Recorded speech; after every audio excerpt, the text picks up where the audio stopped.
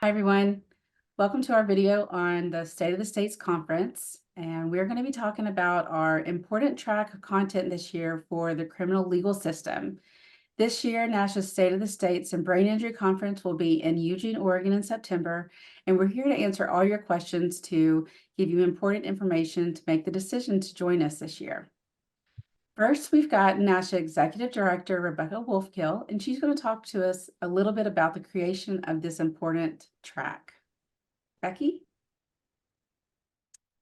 Thanks so much, Haley, and thanks for your interest in learning more about our conference this year in Eugene, Oregon. I am delighted to talk to you about our first ever specialized content track focused on the criminal legal system and brain injury. Over the last few years, NASHIA has been very engaged in supporting states to improve their CLS systems, who we know are serving large numbers of people with brain injury every day. We have seen enormous benefits from bringing together partners from across the state and nationwide, and would love to build on that success by bringing people together in person at our conference who are dedicated to serving these justice-involved individuals with a history of brain injury. Thanks, Becky. We appreciate you setting the stage. All right, next up is Judy. Judy Detmer is our Director of Technical Assistance and Special Projects at NASHIA. Judy, can you give our viewers a little bit of information on the connection between brain injury and those that are in the criminal legal system?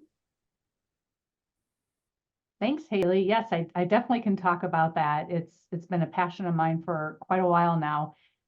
What we know, and there's some great research out there about the prevalence of brain injury across all those intercepts that we think of as the criminal legal system. So thinking about when people first engage with law enforcement to if they are unfortunately ending up in prison or jails, we know there's very significant numbers of people with brain injury. So as we kind of think about escalating up that system, the numbers get higher, but a good baseline number is 65%. There's been meta-analysis done to show that 65% of people in a justice system will have had a history of brain injury at some point. There are vulnerable populations, though, where we see this even higher. And some of those populations include female offenders. So female offenders, we found data in Colorado to support around 95% of female offenders will have experienced brain injury. And that's likely due to intimate partner violence. That's what the research has shown in terms of causes. We also know that people who have substance use or mental health issues have much higher co-occurring rates of brain injury as well. So when we think about the importance of talking about brain injury in the context of the criminal legal system, those numbers should just tell that story. Thanks, Judy. Those really are some high numbers. Can you give our viewers a little bit of information about some of the content they can expect to encounter when they do come to SOS and participate in the criminal legal system track? Yes, definitely. As I mentioned earlier, we look at the criminal legal system across intercepts of engagement so that our participants can expect to find sessions that address those different intersects. So we'll have sessions that are talking about how to engage with people with brain injury, or how to even think about if someone has a brain injury from that first point of intercept, which is crisis or law enforcement. There'll be sessions on that. There'll be sessions related to courts, how to think about screening for brain injury, what kind of partners you can bring to the table to ensure that once you screen someone for brain injury, that they will have the supports that they need. Up again to that point of if they are in prison, what are some of the interventions and supports that can be put in place to support people with brain injury? And then ultimately, reentry. So we want to make sure that people have successful options for reentry and some tools for success. So again, bringing together our state brain injury partners with our criminal legal system partners, the content that we have will be really helpful to both of them as they think about how to intervene and support people in the legal system.